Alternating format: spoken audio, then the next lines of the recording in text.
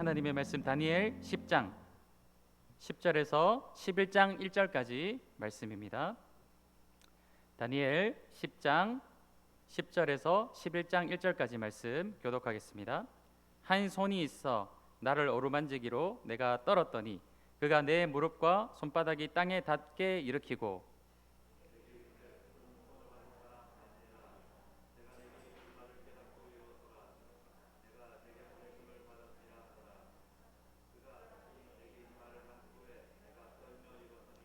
그가 내게 이르되 다니엘아 두려워하지 말라. 내가 깨달으려 하여 내 하나님 앞에 스스로 겸비하게 하기로 결심하던 첫날부터 내 말이 응답받았으므로 내가 내 말로 말미암아 왔느니라.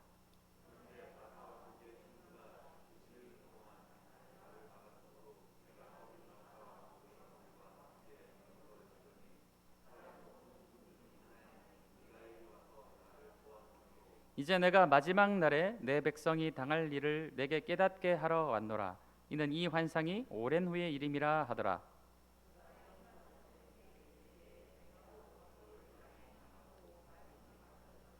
인자와 같은 이가 있어 내 입술을 만지지라.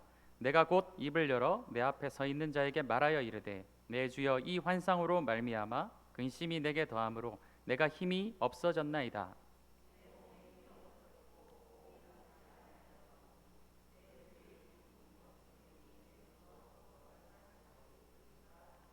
또 사람의 모양 같은 것 하나가 나를 만지며 나를 강건하게 하여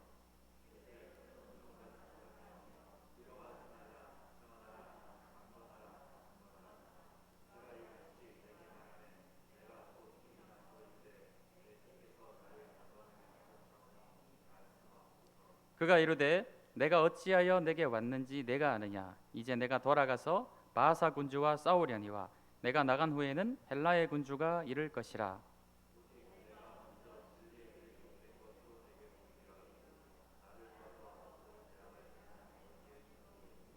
함께 하겠습니다. 내가 또 메대 사람 다리오 원년에 일어나 그를 도와서 그를 강하게 한 일이 있었느니라. 아멘. 계속해서 이 다니엘서 말씀을 우리가 나누고 있는데 지난 시간에 이어서 이 다니엘이 10장 1절 말씀에 보면 고레스 제3년에 한 일이 벨드사살이라 이름한 다니엘에게 이제 나타났다라고 말씀하고 있죠. 지난 시간에 9장에서는 고레스 제1년이었어요. 그 시점으로부터 2년 정도가 더 지난 3년 정도가 지난 그런 시점이 되겠습니다. 이 시기에는 이 하나님께서 다니엘에게 말씀하셨고 예레미야를 통해서 예언의 말씀을 주셨던 것과 같이 실제적으로 고레스 왕에게 칙령이 선포되어서 수룹바벨을 통한 1차 포로화 기간이 이루어지고 있던 그런 시점이었습니다. 그런 시점에 이 수룹바벨과 많은 이스라엘 백성들이 예루살렘으로 귀환하여서 거기 성전을 재건하려고 하는 그런 이제 일들이 나타나기 시작했는데 그쯤에서 또한 방해하고 이것을 괴롭히는 그런 세력들도 많이 나타나고 있었던 그런 시점이었고 또 하나님께서 이 백성들을 귀환하게 해주셨음에도 불구하고 아직도 바벨론 땅에 수많은 이스라엘 동족들이 귀환하지 아니하고 70년 동안에 자신들의 정착한 그 모든 것들을 정리하지 않고 다시 돌아가지 않고 있는 그러니까 적응이 되어버린 것이죠. 바벨론에서의 삶이 적응이 되어버려서 돌아가지 못하고 있는 그런 안타까운 상황이 일어나고 있던 그런 시점이 제3년에 있었던 일이 되겠습니다. 그러니까 다니엘이 어떻게 하죠? 2절 말씀에 보면은 그때에 나 다니엘이 세 일의 동안을 슬퍼하며 세 일해가 차기까지 좋은 떡을 먹지 아니하며 고기와 포도주를 입에 대지 아니하며 또 기름을 바르지 아니하리라. 하나님께서 또 한 가지 환상을 보여주셨는데 그 환상을 깨닫고 나니 지금 현재의 상황과 모든 것들 때문에 다니엘이 괴로운 거예요. 그래서 그가 한 일은 새 일에 21일 3주 동안 금식하며 하나님 앞에 기도함으로 나아가고 있는 다니엘을 우리가 보게 되는 것이죠. 그때에 하나님께서 또한 응답하십니다. 4절 말씀에 보면 hitdegel이라 하는 큰 강가에 있었는데 7절 말씀 보세요. 한 천사가 찾아오게 되었어요. 그때 이 환상을 나 다니엘이 홀로 보았고 나와 함께 한 사람들은 이 환상은 보지 못하였어도 그들이 크게 떨며 도망하여 숨었느니라. 열심히 3주 동안 금식 기도하고 나니까 하나님께서 한 천사를 응답하시기 위해서 보내주셨어요. 그런데 놀라운 일이 벌어졌는데, 아마 성도님들 기억하실 것입니다. 이 사도 바울이 사울이었던 시절 다메섹에 예수님 믿는 사람들을 잡아 죽이려고 가다가 무엇을 만나게 되었습니까? 빛 가운데 임하신 예수님을 만나게 되었죠. 그때 사울은 그것을 보았어요. 그런데 함께한 사람들은 그것을 보지는 못하였습니다. 주님의 음성은 어떻습니까? 다 같이 듣게 되었죠. 그런 일이 있었던 것 같이 이 다니엘도 마찬가지예요. 이 히데겔이란 강가에 있었을 때 하나님이 환상 중에 보여주신 천사는 다니엘이 홀로 보았지만 그가 하는 놀라운 그 음성은 그 함께한 모든 자들이 다 듣게 된 거예요. 그러니까 어떻게 되었습니까? 다니엘은 환상을 보고 그 음성을 듣고 그 자리에 남아 있었지만 그 음성을 들은 많은 사람들은, 함께한 사람들은 다 도망을 쳐버리는 그런 일이 있었어요. 8절 말씀에 보면 그러므로 나만 홀로 있어서 이 큰 환상을 볼 때에 내 몸에 힘이 빠졌고 나의 아름다운 빛이 변하여 썩은 듯 하였고 나의 힘이 다 없어졌으나. 9절에 내가 그의 음성을 들었는데 그의 음성을 들을 때에 내가 얼굴을 땅에 대고 깊이 잠들었느니라. 놀라운 이 영적인 또 환상을 체험하게 되니까 우리 연약한 육신, 인간의 몸으로는 이것이 감당이 되지 않는 거예요. 그래서 하나님께서 보여주시는 이 놀라운 영적인 일들은 제가 계속해서 말씀드리지만 두렵고 떨리는 일입니다. 이것을 혹시나 받게 되더라도 그것을 자랑거리로 여기거나 이것을 가지고 장사하는 일은 결코 없어야 되는 거예요. 하나님께서 우리에게 무엇인가를 보여주신다는 것은 그것이 우리에게 육신적으로도 얼마나 두렵고 떨리고 영적으로는 정말 그것을 감당하기 어렵습니다라는 태도로 받아들여야 되는 것이, 우리가 하나님께 어떤 응답을 받는다든지 하나님께서 무슨 환상을 보여주신다든지 그럴 때 우리가 가져야 될 태도인 거예요. 절대로 그런 것을 받아가지고 교만하거나 이것을 자랑으로 여겨야 되는 것이 아니라는 것을 오늘 이 다니엘의 모습을 통해 우리가 또다시 한번 배워야 될 것입니다. 이렇게 감당이 되지 않아서 잠들어 있는 다니엘을 이 천사가 일으켜주게 되죠. 그래서 11절 말씀에 큰 은총을 받은 다니엘아, 이렇게 하나님께서 위로해 주시면서 다니엘에게 이렇게 말씀하세요. 12절 말씀에 보면은 그가 내게 이르되 다니엘아 두려워하지 말라. 내가 깨달으려 하여 내 하나님 앞에 스스로 겸비하게 하기로 결심하던 첫날부터 내 말이 응답받았으므로 내가 내 말로 말미암아 왔느니라. 다니엘이 며칠간 금식하였습니까? 3주간 새 일회를 금식하며 작정하고 기도하는 마지막 날이 아닌 첫날부터 이미 하나님께서는 그에게 응답하셔서 이 천사를 보내시는 하나님을 우리가 보게 되는 것이죠. 우리가 지난 9장에도 보았지만 우리가 기도를 시작할 때 이미 하나님은 우리가 기도하기를 마치 기다리셨다는 듯이 우리에게 응답하시는 그 하나님을 우리가 9장에서도 보았지만 10장에서 또 보게 되는 거예요. 그렇기 때문에 우리는 어떻게든 어떤 상황이든 기도하는 자리로 나아가기 위해서 힘써야 되는 것이죠. 그런데 첫날부터 응답하기로 작정하셔서 천사를 보냈는데 왜 3주간이 지나고 나서 천사가 왔는가? 13절 말씀 보십시오. 그런데 바사 왕국의 군주가 21일 동안 나를 막았으므로 내가 거기 바사 왕국의 왕들과 함께 머물러 있더니 가장 높은 군주 중 하나인 미가엘이 와서 나를 도와주므로 라고 말씀하고 있죠. 하나님께서 천사를 보내주셨지만 바사 왕국의 군주, 그래서 인간 왕을 말하는 것이 아니라 바사라는 큰 인간 왕국 뒤에서 이 바사 왕국을 영적으로 조종하는 어두운 영적 권세가 있었다라는 것을 말하고 있는 거예요. 그 영적인 권세가 하나님이 보내신 천사를 붙들어서 막고 있었다라는 거예요. 그때 미가엘 천사가 와서 그 천사를 도와주어서 그 천사가 이제 다니엘에게 응답하러 도착을 하게 된 것입니다. 그래서 이제 14절 말씀과 같이 이 마지막 날에 일어난 일에 대해서 11장 말씀 전체에 이것을 너에게 알려주러 내가 왔다라고 이제 말씀을 하고 있는 것이죠. 그래서 그 뒤의 일들은 성경 말씀을 통해서 한번 읽어보시고 오늘 이 말씀을 통해 우리가 함께 나누고 싶은 메시지를 전해드리도록 하겠습니다.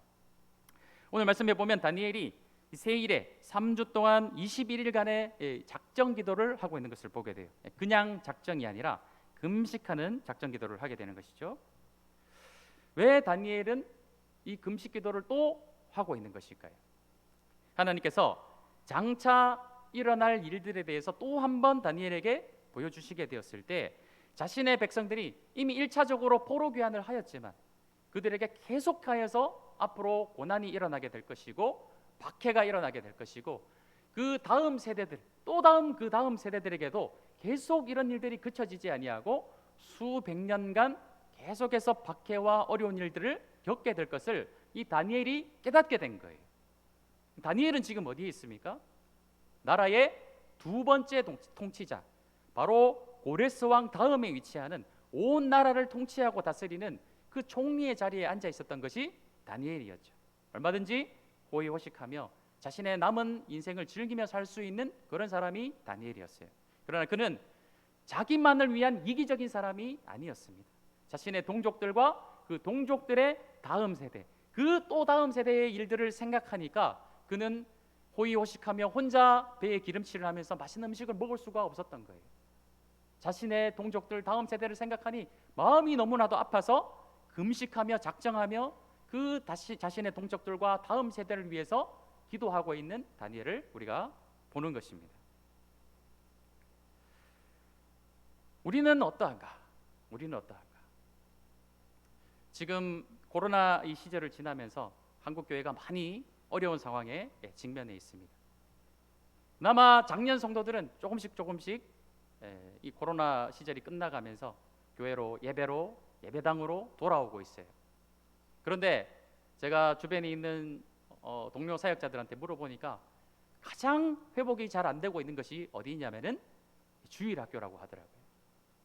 그래서 유년부, 소년부, 초등부 이렇게 나누어져 있던 그런 것들이 다 지금 합쳐지고 있다라고 합니다.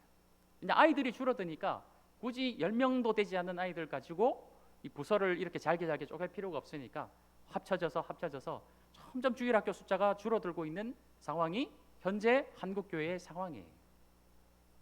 그래서 참 사역자들이 고민이 많이 있어요. 이 다음 세대를 우리가 어떻게 하면 좋을까? 저도 이제 여러 가지 자료들을 살펴보고 앞으로 어떻게 하면 좋을까 고민을 하고 있는 그런 상황 가운데 있습니다.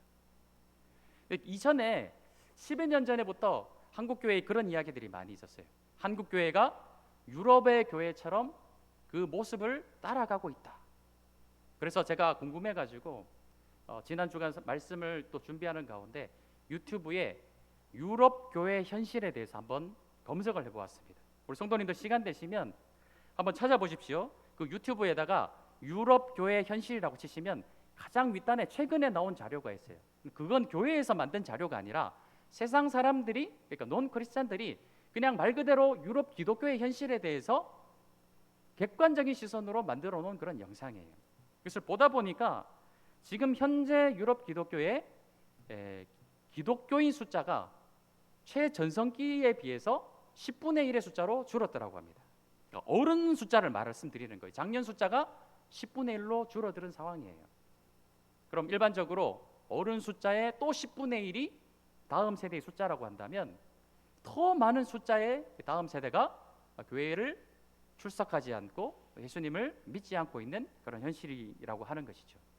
그런 상황이다 보니까 교회들이 유지가 되지 않는 거예요.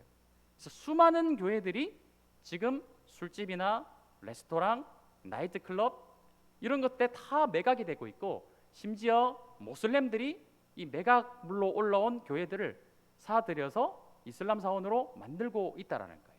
그게 이미 10년 전에 그런 자료가 발표되었는데 오늘 어떤가 해서 더 찾아보니까 그 숫자가 더 급격하게 진행되고 있는 것을 보았습니다. 심지어는 어떤 식당은 그렇게 이름을 붙여놨더라고요. 이 교회 건물 안에다 레스토랑을 차려놓으니까 이 천국과 같은 곳에서 지옥의 맛을 보여드리는 메뉴가 있습니다. 이렇게 홍보하는 그런 레스토랑도 있더라고요. 그걸 보면서 참 마음이 아팠어요. 그러면서 마지막에 발표한 자료가 무엇이냐? 2040년에서 50년 사이에 유럽은 더 이상 기독교 국가로 불릴 수 없을 만큼 아니면 아예 기독교가 유럽 땅에서 존재하지 않게 될 것이라고 전망하고 있더라고요. 우리는 어떻습니까? 우리도 이 코로나 시절을 지나면서 비슷하게 지금 따라가고 있는 그런 상황이에요. 어쩌면 한국의 교회도 2040년, 50년, 60년이 되었을 때에 유럽 교회처럼 10분의 1도 하나님을 믿는 사람들이 모이지 않는 다음 세대가 아예 사라져버린 그런 것을 우리가 직면하고 있는 그런 상황일지도 모른다는 거예요. 이것을 사회적인 원인으로 분석하는 것을 보았습니다. 그 사람들의 이야기예요. 이 영상을 만든 사람들의 이야기는 무엇이냐면은 안정된 환경일수록 종교를 가지는 것이 어렵다라고 분석을 하고 있었어요. 또 인구가 줄어들고 있기 때문에 자연스러운 당연한 현상이라고 분석을 하고 있더라고요. 오늘 꼭 시간 되시면 유럽 교회 현실이라는 것을 한번 검색하셔서 한번 찾아보셨으면 좋겠습니다. 그런데 저는 다니엘의 말씀을 보면서 세상 사람들이 분석한 대로 안정된 환경, 경제적으로 부유한 환경이기 때문에 사람들이 하나님을 믿지 않고 교회를 떠나게 되는 것일까? 그냥 인구가 줄어들기 때문에 자연스러운 현상으로서 사람들이 교회를 떠나는 것일까? 저는 그렇게 생각하지 않는다라는 거예요.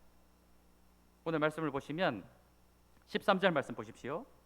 바하사 왕국의 군주가 21일 동안 나를 막았으므로 내가 거기 바사 왕국의 왕들과 함께 머물러 있더니라고 말씀하고 있죠. 오늘 말씀에 보면 분명하게 등장하는 것이 무엇입니까? 나라와 정사를 뒤에서 조종하는 어두운 영적 세력이 분명히 존재한다라는 것이죠. 이 정사에 관여하는 악한 영들이 있다라는 것을 성경은 분명히 우리에게 알려주고 있다라는 거예요.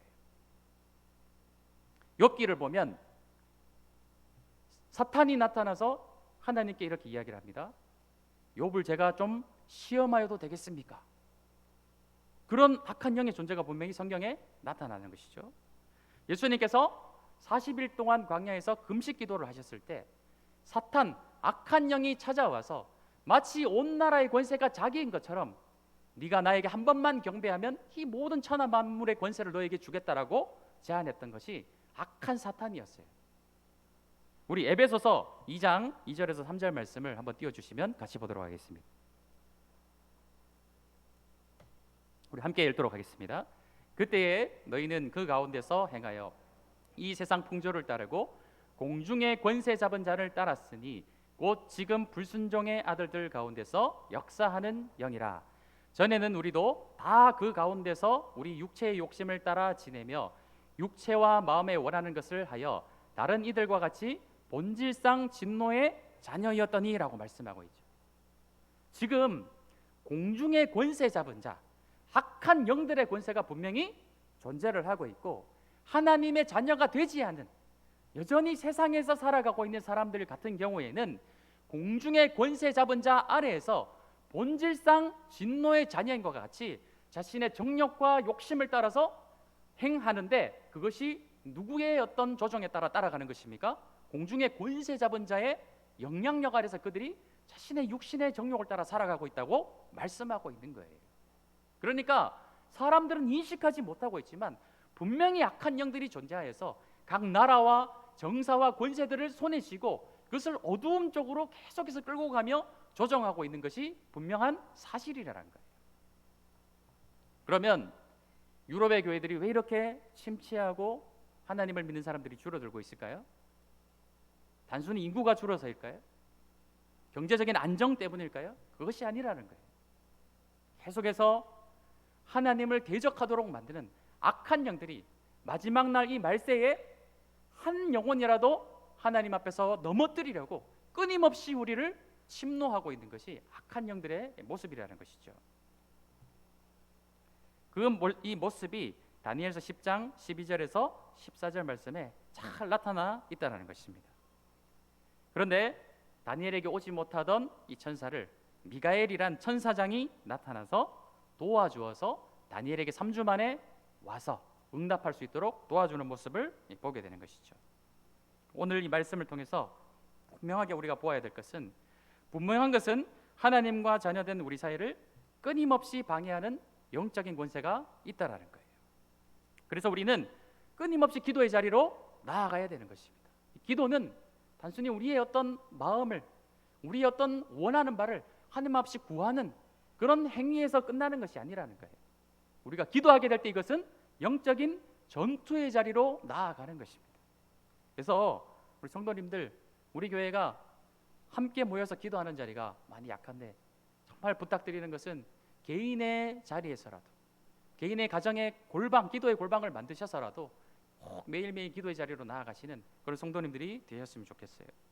또 각 나라를 뒤에서 조정하는 악한 권세들이 분명히 있다라는 것을 우리가 말씀을 통해 볼 때, 오늘날 온 세상 가운데 일어나고 있는 각 나라와 나라들이 분쟁이 막 일어나고 아직도 지금 전쟁이 그치지 않고 있지 않습니까? 기사를 찾아보니까 지금 그 나라의 대통령이 핵전쟁에 대해서 계속 막 이야기를 하고 있다라고 해요. 핵전쟁에 대해서. 잠깐 정신을 놔버리면, 핵전쟁 그 핵 버튼을 눌러버리면 이게 어떤 일이 일어나게 될까요? 세상이 점점 험악하게 되어가고 있는 그런 상황이고, 나라와 나라들의 갈등이 점점 더 심화되고 있는 그런 상황입니다. 또 우리와 한 동족인 저쪽 나라는 지금 계속 또 핵실험 이야기가 막 나오고 있지 않습니까?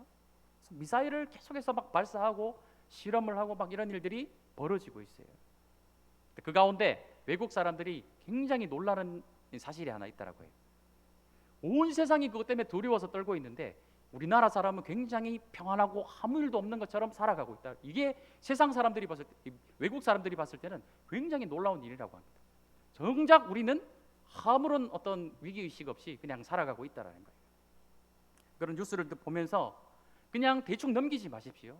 이것은 악한 영과 악한 권세들이 자꾸만 어떻게 합니까?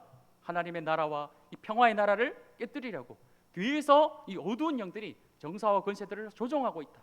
그것을 바라보면서 아무런 어떤 영적 인사이트 없이 그냥 지나가지 마시고 나라와 민족을 위해서 기도하시고 또 다음 세대를 위해서 기도하시는 그런 성도님들이 되셔야 될 거예요. 우리가 지금은 잠잘 때가 아니라 깨어 있어야 할 때이다. 그래서 잊지 않으시는 성도님들이 되시기 바랍니다. 그렇다면 우리가 다니엘서를 처음에 들어갈 때 말씀드렸어요. 신정론에 대해서 말씀드렸습니다. 하나님은 왜 이런 것들을 그냥 보고만 계시는 것 같을까?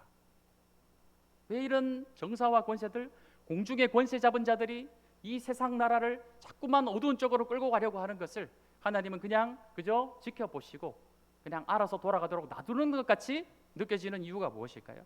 왜 전쟁이 그치지 않냐고 끊임없이 일어나며 나라와 나라들이 막 대적을 하고 어두운 쪽으로 세상이 나아가는데도 하나님은 그냥 가만히 지켜보시는 것 같을까요? 사실은 그것이 아니라는 것이죠. 전쟁은 이미 하나님 나라의 승리로 끝난 줄로 믿습니다. 예수님께서 2000년 전에 이 땅 가운데 오셔서 십자가를 지시고 죽으셨을 뿐만 아니라 부활하심으로 말미암아 이미 죄와 사망의 권세는 깨뜨려졌어요. 이미 전쟁은 하나님 나라의 승리로 끝나버렸습니다. 우리가 로마서 8장 1절 말씀 한번 띄워주시면 함께 읽도록 하겠습니다. 로마서 8장 1절 말씀.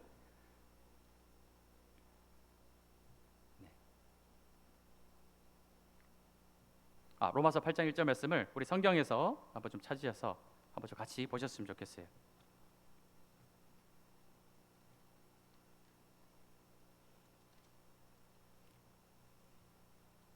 로마서 8장 1절 2절 말씀입니다. 찾으신 분은 못 찾으신 분들 위해서 크게 한 목소리로 함께 읽도록 하겠습니다. 시작. 그러므로 이제 그리스도 예수 안에 있는 자에게는 결코 정죄함이 없나니 이는 그리스도 예수 안에 있는 생명의 성령의 법이 죄와 사망의 법에서 너를 해방하였음이라 라고 말씀하고 있죠. 예수 안에 있는 자에게는 결코 정죄함이 없다라는 거예요. 그리스도 예수 안에 있는 생명의 성령의 법이 죄와 사망의 법으로부터 우리를 해방하였다. 이미 예수 안에 있는 자는 하나님 나라의 전쟁의 승리 안에서 우리는 살아가고 있는 거예요. 이제 결코 어둠의 권세는 우리를 정죄하지 못하고 우리는 구원받은 하나님의 백성으로서 그 하나님 나라의 전쟁 승리에 우리는 함께 참여하게 되는 것입니다. 그런데 왜 끊임없이 이 땅에 그런 좋지 못한 어두운 일들이 일어나게 되는 것일까요? 이 전쟁은 이미 하나님 나라의 승리로 끝났지만 국지적 전투는 아직 남아서 계속되고 있다라는 거예요. 남은 잔당들이 최후의 발악을 하고 있는 것이죠. 제가 초등학교 때 그런 드라마가 있었습니다. 여명의 눈동자라는 그런 드라마가 있었어요. 이 최시라 씨가 나오는 그런 드라마인데 제가 어릴 때 참 그 드라마를 이렇게 보면서 참 많은 생각을 했던 기억이 납니다. 6.25 전쟁에 관련된 그런 이야기들이 그 안에 담겨 있었어요. 그래서 이 북한이 남침을 하여 가지고 경상도 땅만 이렇게 남은 상황에서 메가더 장군이 인천 상륙 작전을 성공을 시키게 되죠. 그래서 이 중간으로 치고 들어오게 되니까 북한군들이 남쪽에 이제 이 고립이 되는 그런 상황이 벌어지게 됩니다. 그래서 남은 잔당들을 막 소탕하는 과정 가운데 이 빨치산이라고 하죠. 이 지리산에 북한의 남은 병력들이 고립이 되어서 소탕당하게 되는 그런 이야기가 예명의 눈동자라는 그 드라마 안에 나오게 되는 것을 보게 돼요. 이 인천 상륙 작전을 통해서 큰 전쟁의 물줄기는 어떻게 되었습니까? 물론 이제 그간에 계속해서 일사후퇴가 막 일어나고 많은 일들이 있었지만 큰 전쟁의 물줄기가 틀어져 버린 것을 우리가 역사 속에서 알게 되죠. 또 결국은 뭐 남과 북이 다시 휴전선을 그어가지고 휴전을 하게 되었지만 여전히 그 뒤에 남은 상황 가운데 지리산에 갇혀 있는 빨치산들이 활동을 하면서 또 계속해서 소탕해 나가는 그런 이야기들이 있었다라는 거예요. 자, 하나님 나라의 전쟁은 이미 예수님의 십자가 사건, 부활 사건을 통해서 전쟁은 끝났습니다. 하나님 나라의 전쟁의 승리로 맞춰지게 되었다는 거예요. 그런데 아직 이 땅에 존재하고 있는 마치 공중 권세 잡은 것처럼 행동하고 있는 사탄의 존재는 아직 완전히 끝난 것이 아니라는 것이죠. 예수님께서 이 땅에 다시 오시는 마지막 날, 그 최후의 날에 하나님께서 최후적으로 마지막에 그들의 권세를 완전히 사탄을 결박하실 거예요. 그러나 그때까지는 이 약한 영들이 마치 자신들이 권세를 잡은 것처럼 행동하게 될 거예요. 그래서 우리의 삶 가운데 그들이 여러 가지 영향력을 끼치면서 존재하고 있다라는 거예요.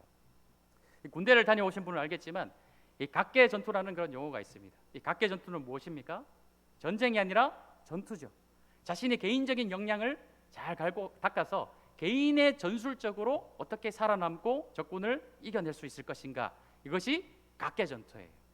우리에게도 마찬가지입니다. 이미 하나님 나라의 전쟁은 승리하였어요.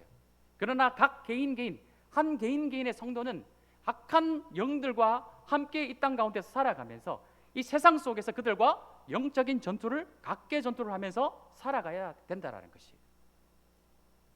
그래서 우리는 더 치열하게 기도의 자리로 나아가야 되는 것입니다.